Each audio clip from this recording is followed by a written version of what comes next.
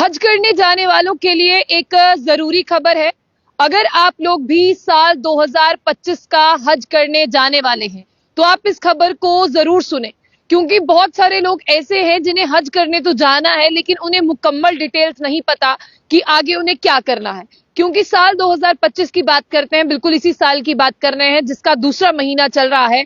इसमें बहुत से लोग कंफ्यूज हो चुके हैं कि हमें हज करने तो जाना है, लेकिन अभी तक जिस तरह से बात करते हैं क्या वो जरूरी डॉक्यूमेंट्स हैं और हमें कहां कहां पर जमा कराने हैं। इसलिए सबसे पहले मैं आपको बता दूं कि हज कमेटी की तरफ से एक सर्कुलर जारी किया गया है कि जितने भी हाजी लोग हज करने जाने वाले हैं साल 2025 का, उन लोगों को अगला स्टेप क्या करना है, और आप लोग इस खबर को शेयर कर कर तमाम उन लोगों तक पहुंचाए जो हज करने जाने वाले हैं। क्योंकि कोई एक बंदा भी जो है बिना इस डॉक्यूमेंट प्रोसेस के बिना ना रह जाए, क्योंकि अगर ये प्रोसेस पूरा नहीं होगा तो हज जाने के लिए मुश्किल हो सकती है। सबसे पहले मैं आपको बता दूं कि जम्मू और कश्मीर हज कमेटी ने जितने भी तमाम हाजी हजरात हैं उन्हें कहा है कि अगर आप हज करने जाने वाले हैं यानी हज 2025, तो आप अपना यहाँ पर जो है ओरिजिनल इंटरनेशनल पासपोर्ट जो है वो जमा कराएं।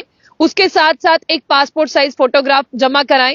जो पासपोर्ट साइज फोटोग्राफ है उसका जो बैकग्राउंड होगा वो व्हाइट रहेगा, और साथ में आप लोगों को स्लिप देनी है जो आपने सेकंड इंस्टॉलमेंट जो है हज कमेटी ऑफ इंडिया को दी है, आपके पास एक कॉपी होगी, वो भी आपको सबमिट करानी है।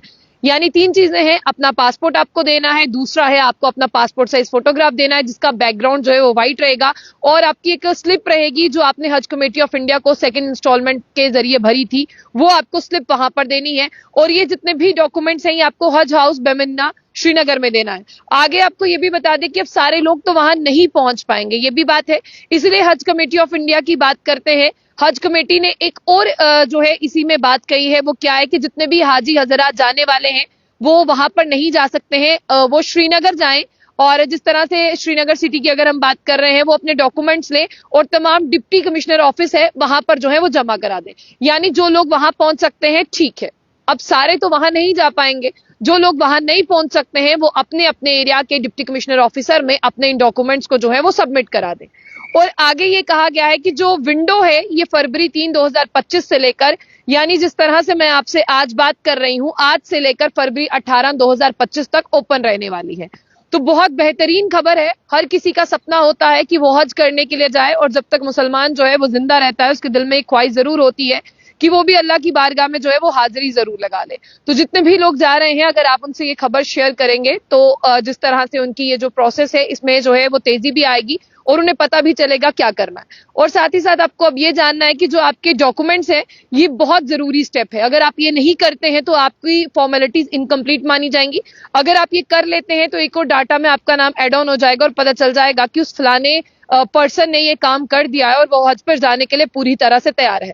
आगे आपको ये भी जानना होगा कि जितने भी लोग हैं वो इस जिस तरह से इस जर्नी की बात करते हैं वहां पर जाना चाहते हैं, सिर्फ जम्मू कश्मीर से नहीं, सिर्फ इंडिया से नहीं, पूरे मुल्क भर की अगर हम बात करें, बहुत से वर्ल्ड वाइड लोग यहाँ पर आते हैं।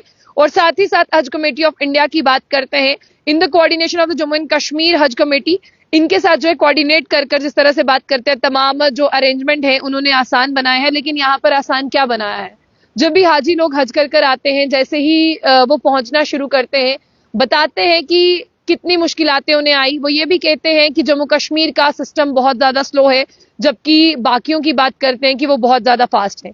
और वो ये तक भी बताते हैं खाने पीने से लेकर हर एक वॉशरूम तक की फैसिलिटीज जो है वहां पर किस तरह की रहती हैं। लेकिन आई होप ये हाजी लोग बहुत ज्यादा पैसे देते हैं और पैसे देने के साथ इन्हें उतनी फैसिलिटीज मिलनी भी चाहिए, और अल्लाह की बारगाह में भी अगर ये इन सब चीजों के लिए जो है वो तरसते रहेंगे तो किस तरह से अपने हज को जो है वो मुकम्मल कर पाएंगे। फिलहाल एडमिनिस्ट्रेशन को इस तरफ भी ध्यान देना चाहिए। तो जाने से पहले जो बुलेटिन न्यूज को लाइक और फॉलो करना ना भूलें।